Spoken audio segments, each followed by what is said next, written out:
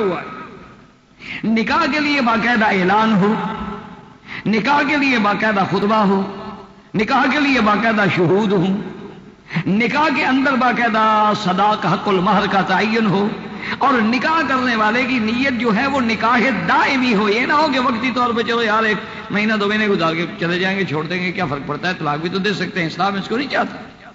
دیانتداری سے نکاح، اور ان تمام شرائط کے بعد اسلام یہ کہتا ہے کہ اگر رخصتی ہے تو رخصتی کے دن اگر گھر میں بچیاں جیسے گھر میں بیٹھ کے کچھ شیرے گا دیتی ہیں، گھر میں بیٹھ کے کچھ تھوڑی بہت دف بجا دیتی ہیں تاکہ لوگوں کو پتہ چل جائے، کوئی بات۔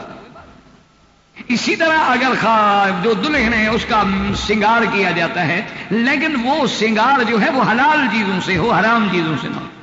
جیسے آج کل بہت ساری کریمیں ایسی ہیں جن میں اللہ معاف کرے اینیمل فیٹ کے نام پہ سور کی چربی بھی استعمال ہو جاتی ہے، اور جتنی مہنگی ہوتی ہیں اکثر انہی میں ہوتی ہے۔ شکر ہے بڑے آدمی پھنستے ہیں، ہم غریب جو ہے نا، ہم نے جو لائف بوائے لگانا ہے اس میں کون سی کریم ہونی ہے بھائی؟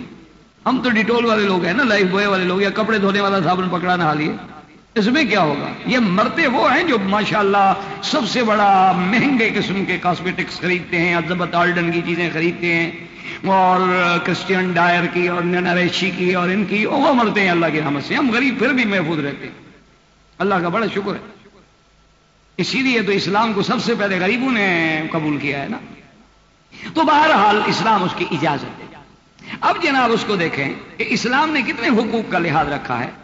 اسلام یہ کہتا ہے کہ اگر میاں اور بیوی جب ان کی رخصتی ہو گئی، عورت تمہارے گھر میں آ گئی، تو اب بھی تمہارے لیے احتیاط ہے کہ جب تم اس کے پاس جاؤ تو سب سے پہلے 2 رکعت پڑھو، اللہ کا شکر کرو، اللہ سے دعا مانگو، تاکہ تمہارا یہ نکاح کا جذبہ جو ہے وہ اللہ کی رضا کے تابع آ جائے، صرف شہوانی اور شیطانی جذبہ نہ ہو۔ جب آپ وضو کریں گے، جب آپ نماز پڑھیں گے، اور بلکہ حکم یہ ہے کہ اگر عورت بھی 2 رکعت